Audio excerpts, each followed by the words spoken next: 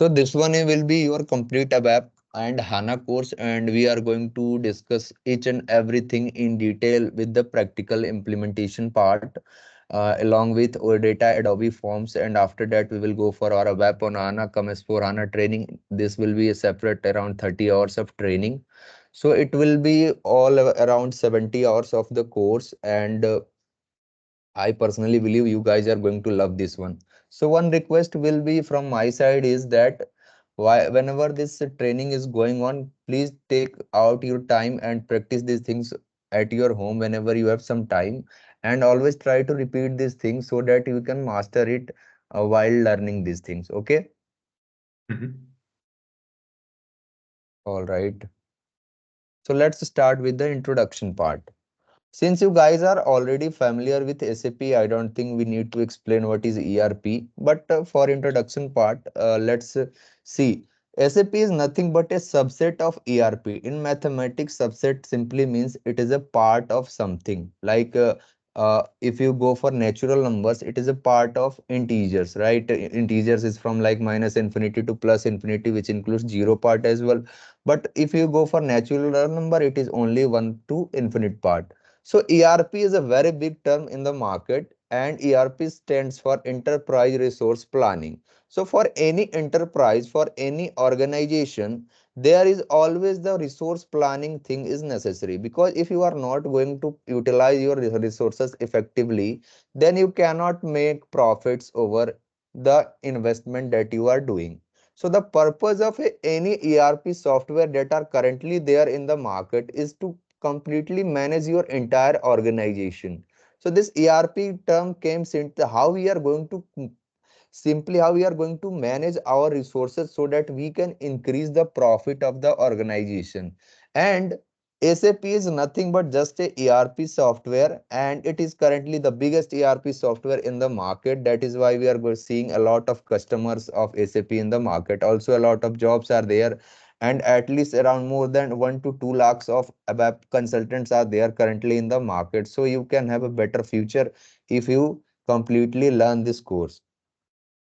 So let's take some basic introduction. SAP is stands for System, Application and Products in Real-Time Data Processing, and it is currently a best ERP software in the market. And if you go about the history of SAP, it was introduced by SAP AG, which is the parent organization of SAP, in 1972. And Waldorf is a place in the Germany where this particular product was launched. And currently, if you search about SAP, you are going to see there is a city which has been established in Waldorf by SAP. So it is now a very big organization, and currently it has a revenue of around 264 billion every year. So you can expect to have a very good career in the upcoming years as well. And since this particular product is in Germany, that is why it is also known as a German based product. And if you navigate your GUI, you are going to see most of the things will be there in German language as well only. So this is also a disadvantage there, because most of us are not very interested in learning German languages. So to avoid this problem, what SAP did, there was a very big challenge, because in across the world you are going to see around more than 200 to 300 languages are there. So to avoid this language barrier, what SAP did, it simply made its software as multilingual software. That is, it supports multiple language. If you are in India, you can use English language. If you are in Germany and you prefer German language, you can go for German one. If you are in Russia, you can use the Russian language. So whatever language you prefer, you can simply use inside this SAP software. Also, it is the integration of all function into one common software. Now, what is the meaning of this all function? So, Alan, you told me you have experience of PP and basis part. So, all these are like production planning. Production planning, what is the meaning of production planning? It is just a part of business. You are going to plan all the production that is going to happen in your organization, right? Yes. Mhm. So this is a function of a organization. Now, if I go for a salesperson, what is the function of salesperson? The function of a salesperson is to sell the product that is being prepared. Now if I go for material person, so what is its purpose? His purpose is to look after all the materials that are being prepared, or all the materials that are required for the production. So SAP is simply the integration of all function. That is why we see there are 120, around 120 modules of SAP. So SAP simply divided a business into multiple parts, into multiple function, and then it integrated all those function into a single common software. So your SAP is simply a software, but for its installation, you will require a proper license agreement from SAP. You cannot directly go and install the GUI, and without having the credential, you cannot access it. It requires a lot of stuff. So either if you are going to take it from a vendor which already have purchased the license from SAP, or you will have to simply purchase to for yourself. Currently, you are going to see like the SAP cloud is there in the market also. For your organization, you can purchase it. So SAP have around two products in the market. First one is on premise and the second one is on cloud. On cloud part is currently latest. SAP is trying to build its market for on cloud, but most of the places we are going to see the on premise only currently. So these are some of the features of our SAP product. It is an integration of all function into a single common software. Also, it supports multiple languages, and it provides a user-based license agreement. You cannot enter your SAP system without the username and password. So these are the features of your SAP which makes it more beneficial, more effective, and very high security. That is why the data, since your SAP is also like is not open source in the market, so data security is very high in case of your SAP. That is why most of the data work company also prefer SAP as their ERP software. Currently, which version of SAP is going on in the market, Alan?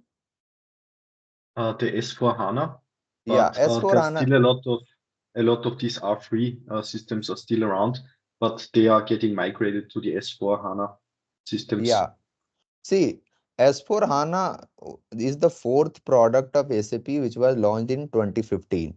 But before that, its third generation was R3 architecture, and currently around 90 to 95% market is still there on R3 architecture. So first we must learn how ABAP things is going on in this one.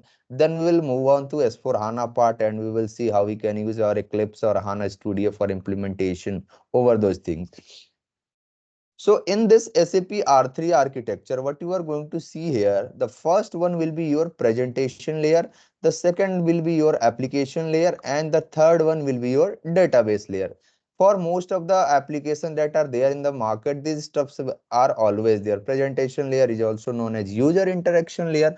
As a user, when I am going to visit any application or any website, what will be my role? I am simply going to give any input.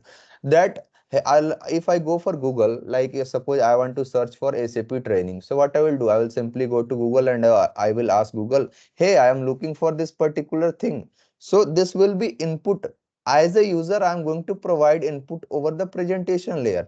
And this will be my presentation layer where I am giving some input. So I am simply searching SAP training.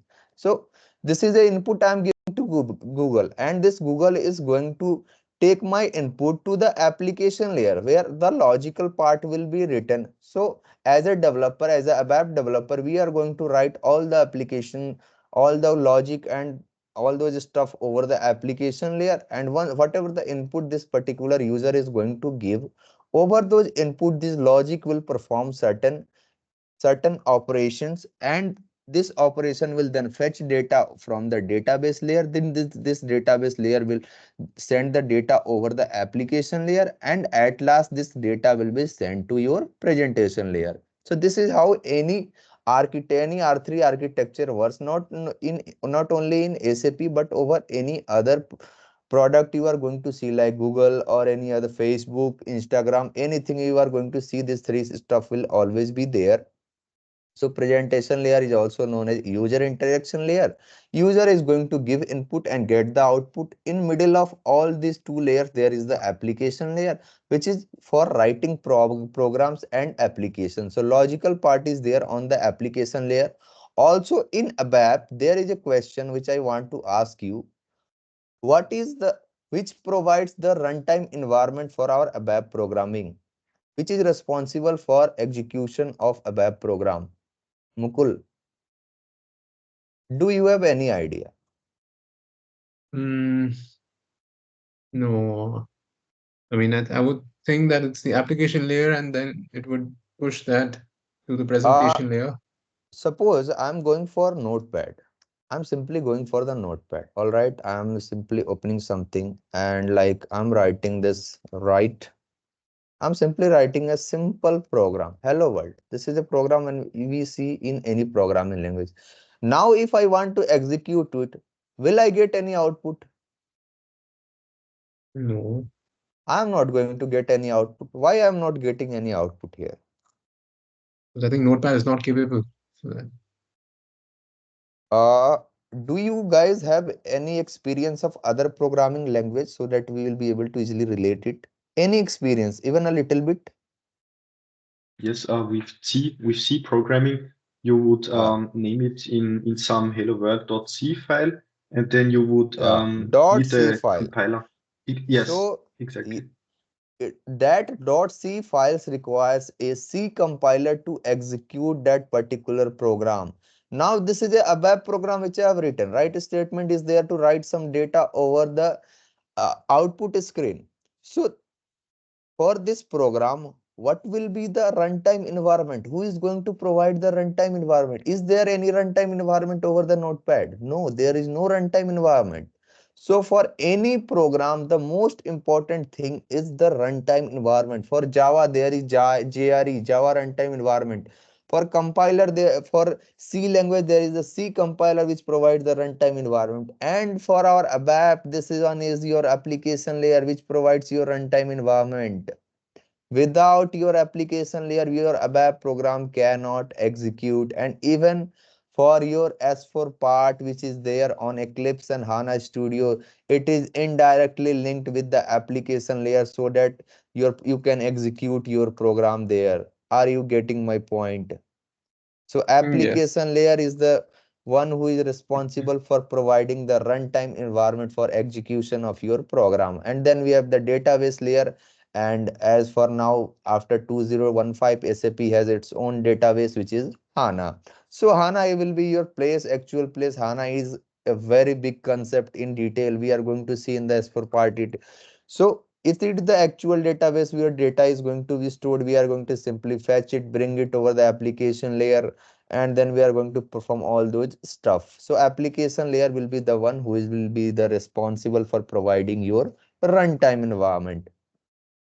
Now this one is some important stuff anyone can ask you. SAP NetWeaver, it is a integrated technology platform which can support various SAP applications. So SAP is not a very small stuff. It has its own various SAP application like ERP, CRM, SRM, PI, and a lot of stuffs are there in the market. And all this particular application comes under a single integrated technology platform, which is NetWeaver. So NetWeaver is a integrated technology platform which is currently also running most of there in the market, which provides all the support which are necessary for your SAP applications. I hope you guys will be familiar with this concept. Mhm. All right. So So let's, yeah. just one question, Amrit. Um, the SAP PI, the process integration, for example, this is a part it's of NetWeaver, right? Or See, it is an integrated technology platform which provides the support and all other stuff for these SAP applications. Or it is not ah, like only these four applications are there. A lot of applications are there. We don't have like more interest in learning this stuff. But I just wanted to tell you what is this one and what it actually does. So it provides like support for all these SAP application which can require. See, if any tool is there in the market, so a support is necessary for that particular tool so that it can perform well, right? So mhm. SAP also launched its own integrated technology platform which can provide support for all those SAP applications that are there. So these are some of the applications that I have given there as an example, but also a lot of there, and all of them comes under this single platform, which is NetWeaver. Okay. I see. Great, thanks. Okay. Now, ABAP is itself a very big term.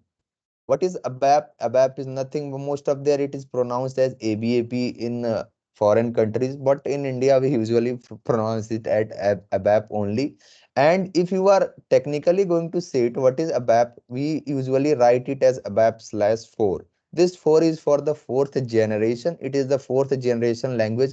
And why it is a fourth generation language? Because it was launched when SAP has its own R3 architecture. Before that, we don't have any ABAP language. SAP was like working with Java for their ERP execution and all those stuff. But SAP wanted to increase their market. So what they did was they simply combined the object-oriented programming language with the SQL.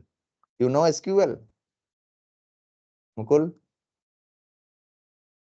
Yes, it's a database. For any database, as a user, how I am going to communicate with the database. So SQL is structured query language. We will see it in detail, but as it is a structured query language which is used to communicate, which help us to communicate with the database. All right. So what SAP did, since we are mostly going to perform with the data kind of stuff in the in our SAP part, so SQL was also necessary, and currently object-oriented programming is being more preferred. So what they did was they simply combined all the programming stuff with the SQL part, and they came up with their own programming language, and they simply named it Advanced Business Application Programming. Now simply focus on this word, application programming. Why this application is being used? Because we are going to do the programming part on the application layer. So over the application layer, we are going to simply do the programming part. That is why it was called as Advanced Business Application Programming. And we are going to handle the entire business. That is why this named it as Advanced Business Application Programming Language. And it is the fourth generation language, because after R3 they launched it. That is why they named it as fourth generation language, in which every screen on SAP has been written. So let me open any logon and let me show it to you. Uh, just so if you go for any screen, what you are going to see, just go for system and status. Then you are going to see in the backend there must be a program for every screen. Whatever screen that you are seeing, it is not only here. If you go to MM01, go for system, status part, you are simply going to see a program will be there. If you will double click on that particular program, it will navigate to you with to that program section, and you can go inside this and know whatever the stuff is going on. So every screen of your SAP has been written into this programming language, and this programming language is nothing but your ABAP. And where does this ABAP lies? It lies on application layer of your SAP R3 architecture. So in your S4 HANA ABAP on HANA concept, when we are going to write our programs over Eclipse or on HANA Studio, so what this HANA Studio is going to do, it is indirectly it is using ADT, ABAP development tools, and using that ADT, it is simply linking itself with your application layer, and one-sided it will be linking itself with the database part. So indirectly that HANA Studio is also using the application layer, because application layer is the one who is responsible for providing you the runtime environment which is necessary for your ABAP part. All right. Am Yes. I clear? Yes. Yes. This is very useful. The what you showed with the system and the status, that you can Yeah, see yeah, every I'm going to program. explain each and everything. Like I'm just stating that you guys have no idea. And from the scratch, we are going to master each and everything, and we are going to explore this important stuff slowly and Yes, gradually. But that's good. one important thing I need from you. Simply focus on the things I'm teaching and try to practice all those things. You will be able to tackle all the problems that you are going to face. Yes. All right. Now this application server in itself, this application layer is divided into multiple parts. Inside it, mostly you are going to see four portions. The first one will be your dispatcher. Second one will be your work process. The third one will be your user context. And the fourth one will be your role area. So there, what you are going to see from the presentation layer, user is going to give input, and this all the inputs that are coming from the presentation layer, they will be simply directed first to the dispatcher. This dispatcher, all the input that you are going to see coming from the presentation server, they will be directly directed to the dispatcher, and this dispatcher is the one which is simply taking all those inputs. Now, a lot of input are coming at the same time because one server, it is a possibility that a lot of users will be using that particular server at the same time. So all those inputs, what this dispatcher is going to do, it will simply store them into a queue. This particular queue is known as a dispatcher queue. It is simply a place where all the requests that are coming from the presentation server are simply stored there. Now, once all the storing part is done, what this dispatcher is going to do, it will simply fetch all those requests one by one, and then it will allocate them to the work process. You can see their WP word is there. So, and also we can see here, we have multiple work process. We don't have a single one, we have multiple work process.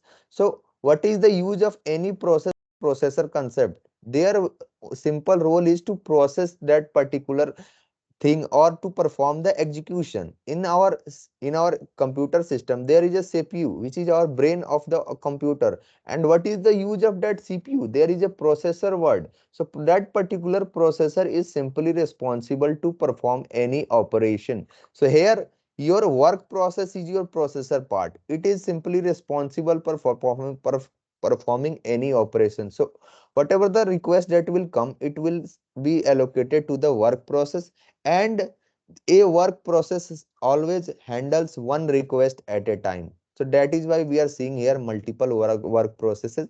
All those requests will be handled by the work processes, and after that it will simply go to the database server and fetch those data, and then it will be returning to it. Then we have this user context. So you seen here, what I did, I simply logged in. I simply pressed enter. I have given my credential, and I simply give my credential. And as soon as I pressed enter, a screen came, and after that I was able to open my SAP Easy Access screen.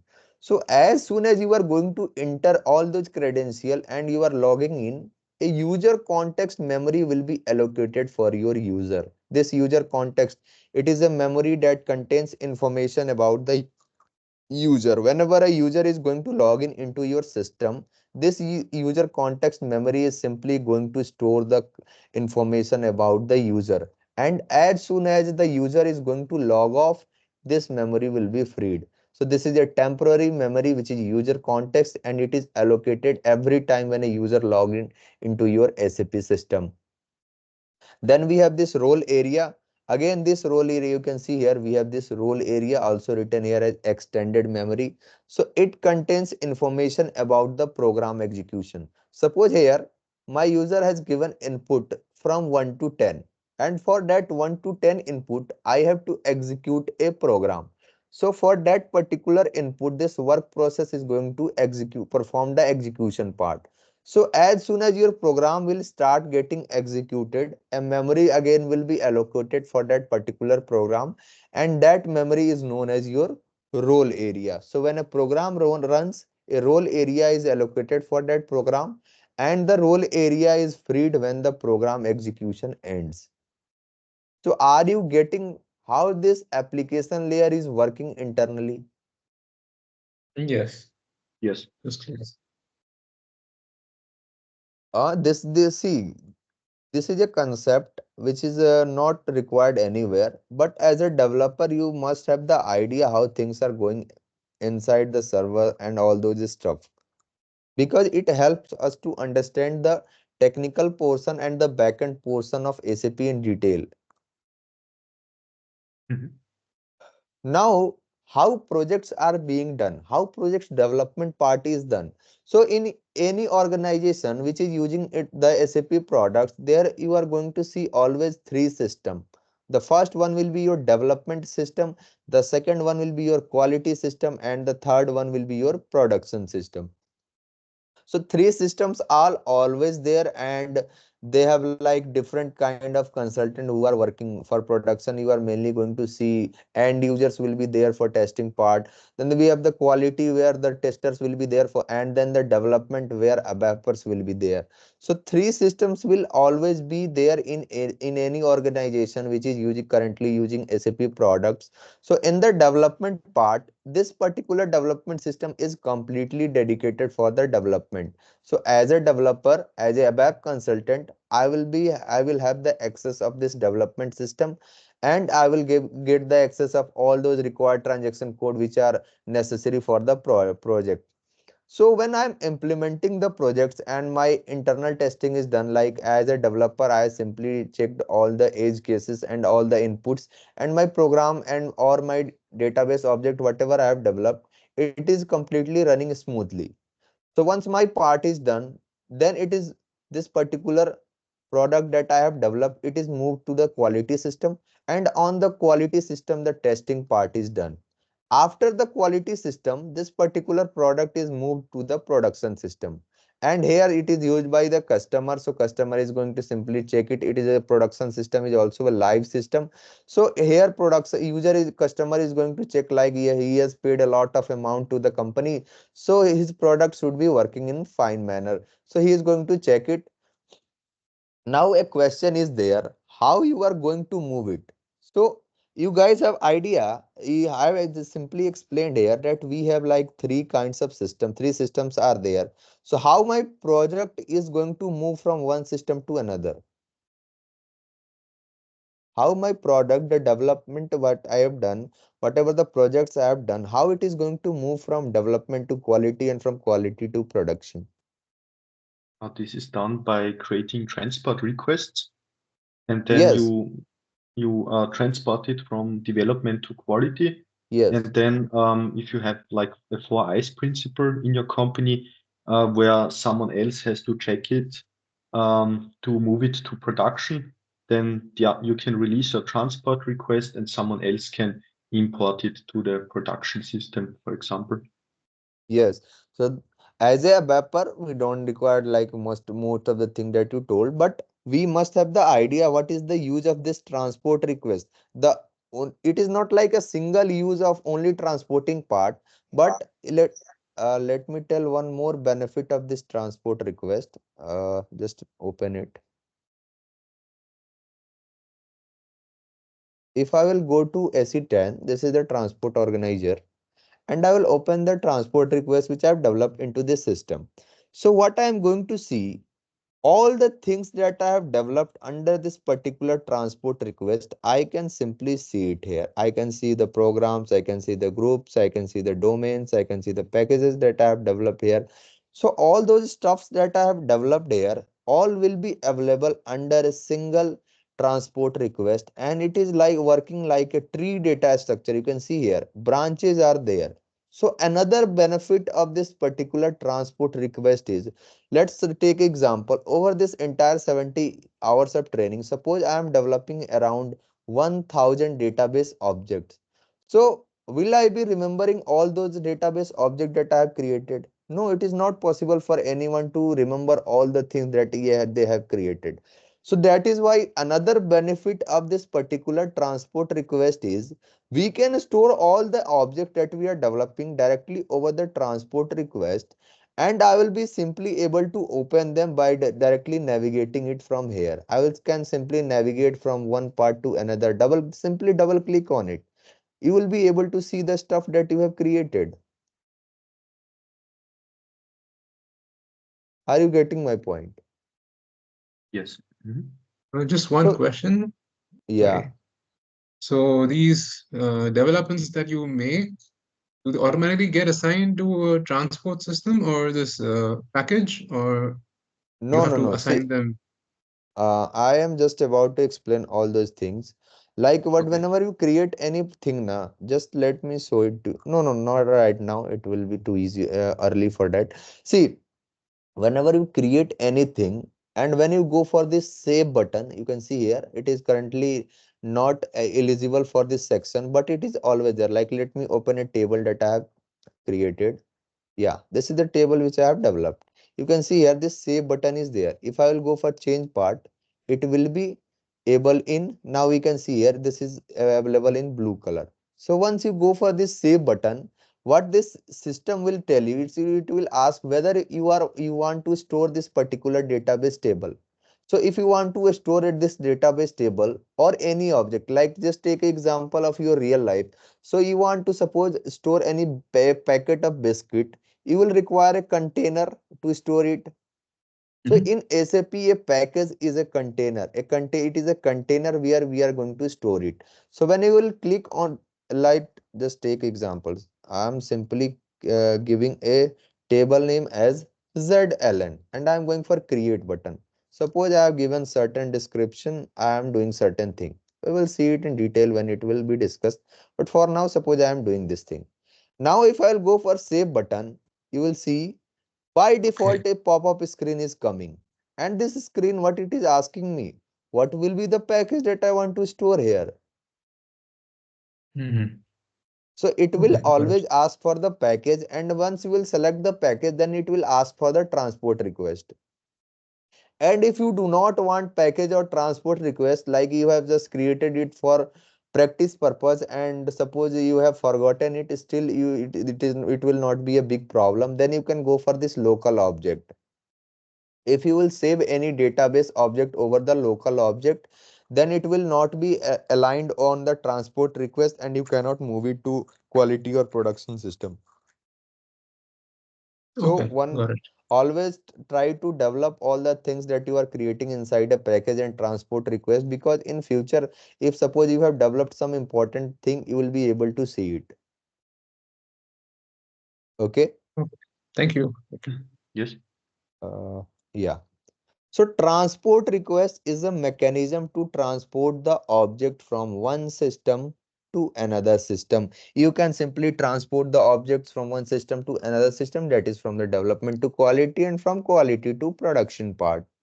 Now the configuration part is there.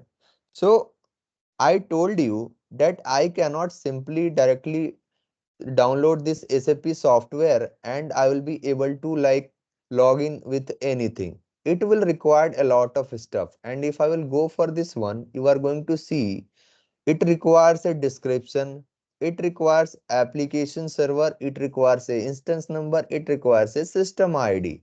And this whole thing, all this application server instance the number system ID, it is generated at the installation at the time of the installation. SAP simply provides you a separate application number, a instance number and system ID which can distinguish your SAP system with other ones. So it is defined at the installation part, and until your SAP is going to provide it, you cannot use it. So this thing is provided by SAP. I am not the one who have defined it. This was defined at the installation time. And I'm simply using this particular application server credential, this instance number, and then system ID. And after that, once I will double click on it, I will have to pass the user ID and password which has been defined into this particular server. Then and only then I will be able to log it, right? Are you guys getting my point? Yes. Mhm. Uh, Wait a second. See, whenever you are going to log in, the first screen that will always open will be your SAP Easy Access. It doesn't matter you are going to log in for the first time or the second time or the third time or at the last time. Always the first screen that will be opened will be your only SAP Easy Access screen. This is the only screen that opens every time when we open it. Now, a lot of thing you can see here. You can see here a lot of buttons are there over this screen. Then we have this a lot of buttons. Again, something is written over this title part. Again, we have a lot of button. And this one is something here, and at last we can see we have some screen parties there. So what SAP did when it designed this screen, it simply divided it into 7 parts. The first part is your menu bar. This is the first part of your SAP. Let me show it to you. Yeah, this one. So SAP simply divided your entire screen into the 7 part. The first part is your menu bar. And this menu bar always appears on the top of every screen. If you are going to open this, where you are going to see in the menu bar, either you are on AC11 or you are on MM01 or you are on VA01, you are going to see it every time when you are opening it. So this menu bar is always there and it will be always there. And here you will see we have this system and help. So this particular buttons are there to provide us some help that we can require during the development part. So SAP simply provides us a lot of buttons there in menu bar which we can use according to the requirement. Then we have this standard toolbar.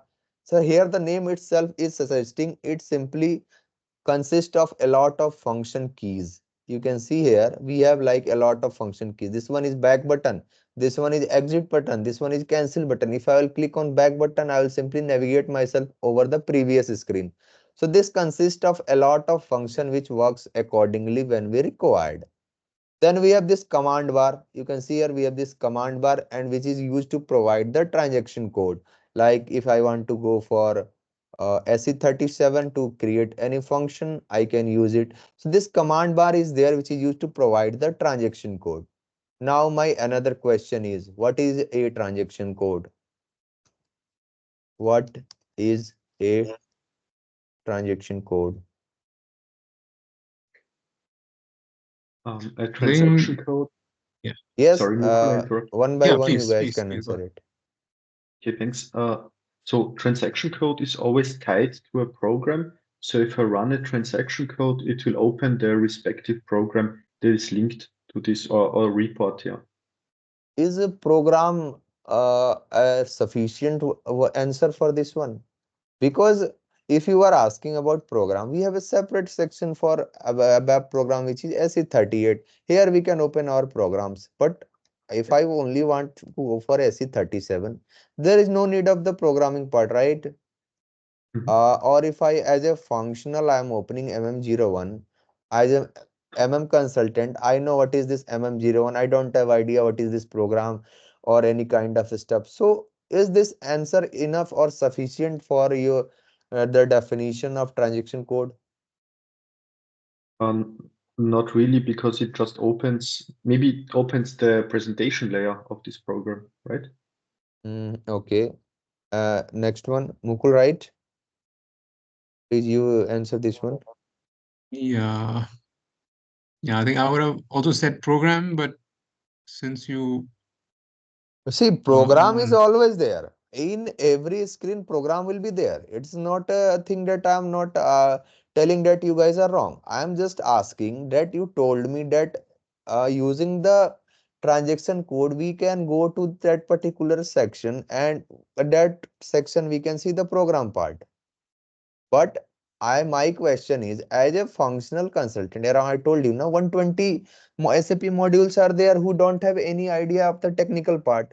So all those for all those consultants, is this definition meaning any sense? This definition makes any sense? Not really, maybe. So let's define it in a simple manner. I'm saying this is my SAP system and it is like a country. Okay. So this country, what I did, I simply divided it across the various districts. Like I'm in India, so around in India you can see we have like 29 states are there. So if I want to go from one part to another part, the only thing that I will always requires will be the coordinates of it, right? So that I can simply go to that particular location. Yes. Alan, currently you are in which country? I'm in Austria. Okay, so I simply tell you that, hi Alan, I want to meet you. So the what thing that I will be required? First thing that I will be required will be your exact location, because I cannot directly go to Austria and I will start searching home one after another, like where Alan is living, I can find it, I can find him. So will it be easier for me? No, it will not be easier for me. I will not be able to find you. I must require the your exact coordinates, right? Right. And then a medium will be required which can help me to go to that particular location.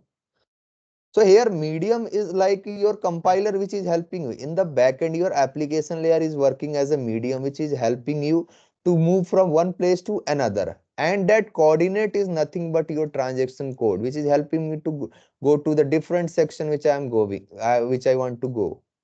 Are you getting my point? So a Yes, simple it's definition is, what is a transaction code? So a transaction code is nothing but it is a small alphanumeric string. Alphanumeric, you can see here, we are using the alphabets and we are using the numeric parts. Both part we are using here. So it is a small alphanumeric string which is used or which help us to navigate from one part of SAP system to another part of SAP system, which is necessary for our program or for the development, anything that we are looking for, that's a not good only definition, program yeah. but for any database object. So this alphabet is there and this numeric part is also there, and this is a combination. That is why I am telling it is a small alphanumeric string which is simply used to navigate from one is part of SAP system to another one. All right, I think this one is clear. Then the next thing is ABAP workbench. Now for ABAP, this workbench part is there.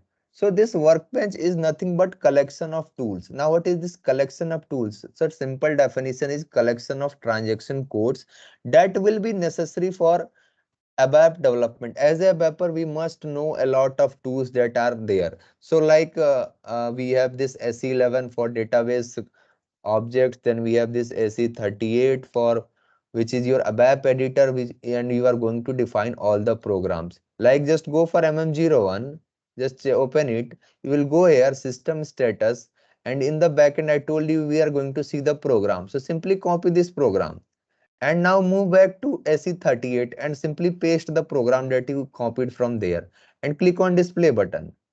So you are going to see the program that is being written here, right?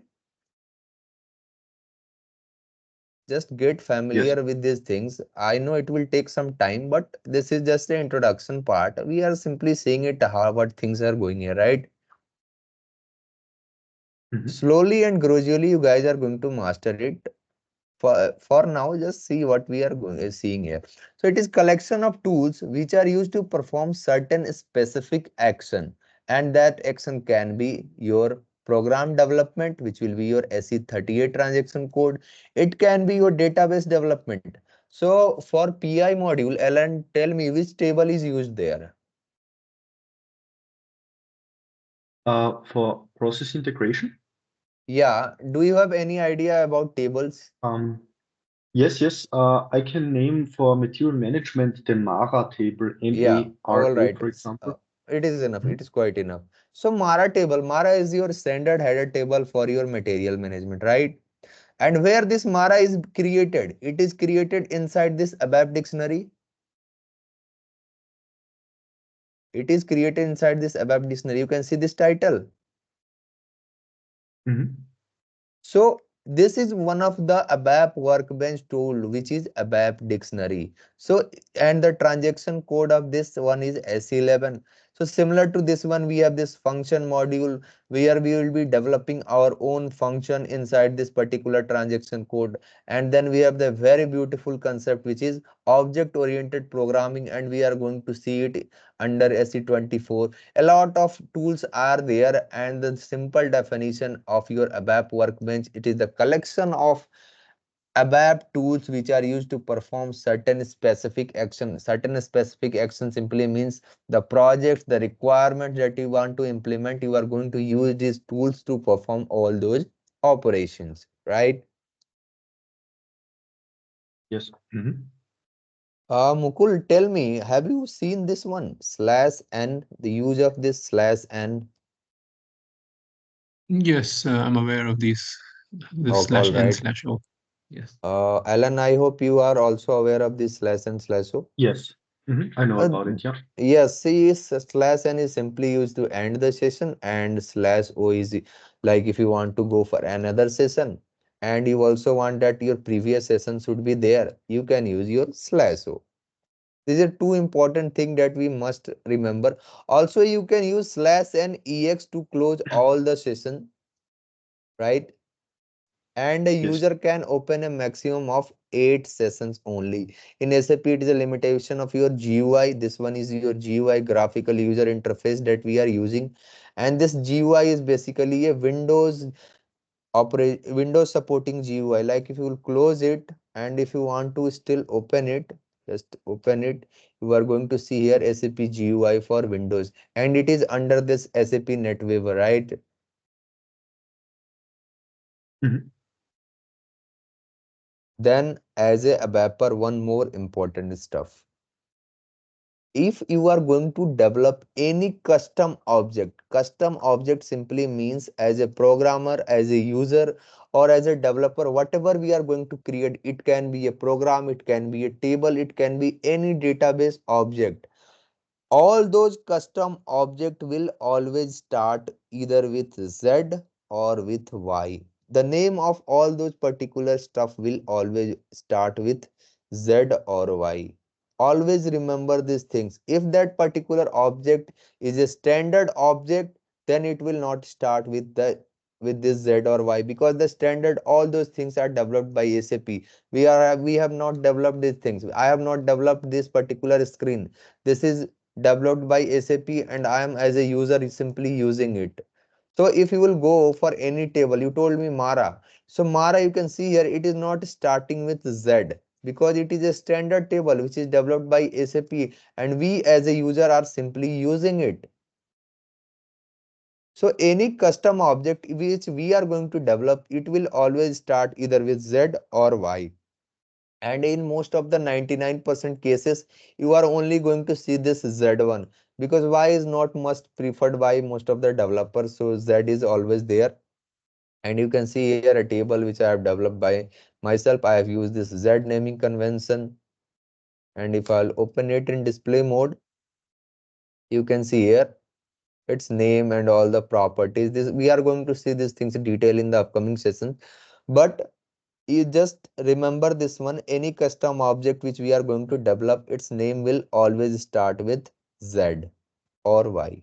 You can prefer anyone, but you must have to use it, right? Yes. All right, then we have this theme setting part. So there is a probability whenever you will get access of your system, this theme will not look like it. You can change it by simply going to here. You can click on this one. You will go for your options, and in this theme setting, simply select any of the setting that you prefer. As a trainer, I am going to use this SAP signature theme, so I will suggest you to you can simply use this SAP signature theme only. We also have some font setting. If you want to increase your font, you can simply select it from here. You will be able to increase it. Yes. Okay, Great. just click on OK, click on apply, and click on OK. It will be applied to your system. All right, let's start with the package part. Let's create our own package which we will be using. I have already explained what is a package. A package is a container, just like a container. What is the use of any container? We are going to store some data into it. We are going to store some object into that particular container. So for your technical perspective, your package is going to be the place where you are going to store anything. Now, for the package part, we are going to require one important thing, which will be your transport request. And I told you the only use of transport request is not like just I want to transport my data over from one system to another system, but one more use of that particular transport request is that I can clearly see all the data at the same place which I have developed. I will be simply going to SE10 and I will be able to see all the data that I have developed at the same time. So we will create our own transport request, and for that I will go for this create button. Just go to SE10, click on this create button. And as a developer, we are always going for workbench request and we will go for OK. Now simply provide a short description. So suppose I am writing it transport request for training. Simply I am writing it for training ABAP on HANA. One question again I have, why this short description is there? Do you guys can relate it? Why this stuff is there? Why this field short description is here? What is the use of it? Maybe it gives a brief overview of what's contained in this transport request or what module it belongs to.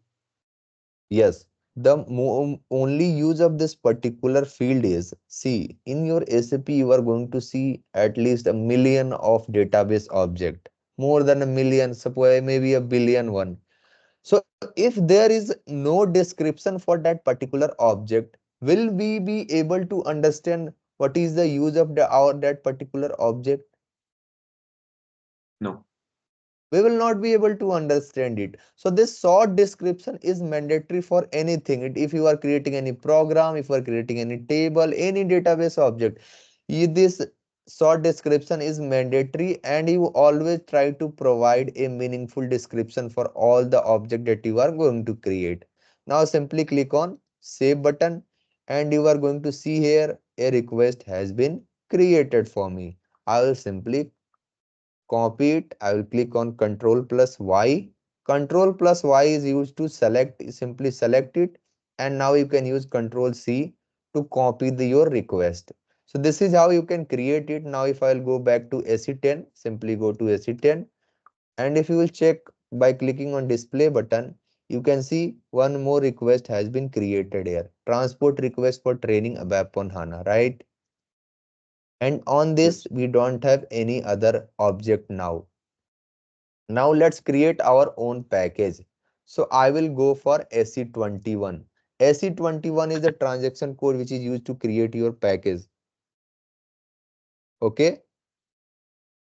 So we will go to SE21, and here you can see we have navigated to package builder, and we will select this first radio button which is package, and you will provide a name for your package. So suppose I am giving package name as Z Amrit Raj. This is the name suppose I am simply giving. And I have already told you, any object if you are creating, the name will always start with Z or Y. I am taking Z as my primary one, so I have given my name with Z, and this is the name suppose I am giving one. Now simply click on create button, and again a screen will come. Simply provide a short description. So package for ABAP training, and click on OK. You can see here, as soon as I clicked on OK button, a particular option is coming. Alan, a few moments ago, you told me how we are going to assign a transport request for any database object. We are not going to assign it. As soon as you will click on save button after the allocation of package, this screen will always come asking for the transport request. You can Yes. directly click on this F4 help. You guys know this F4 help. You can directly click on Yes. this F4 help and you can select the transport request. Otherwise, what you can do, you can simply copy and paste it directly here and press enter. Click on save button.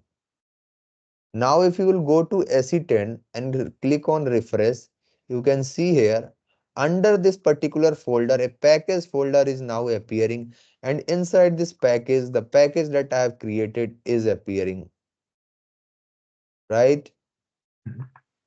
And I can now simply use this package. If you will double click on it, you will be able to go inside the package and you can see all the properties. You can see here we have a lot of stuff. So these are the tabs of any database object that will be there.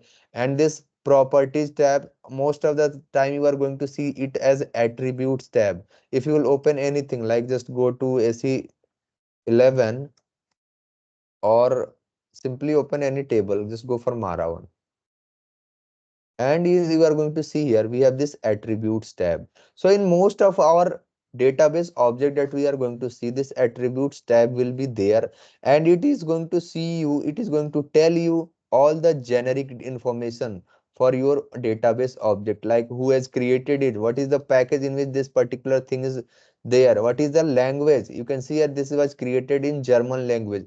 So all those stuff you are going to see here. Again we have this short description. Now this, if we don't have this short description, will we be able to understand what is the use of this table, general material data? No, we will not be able to understand it.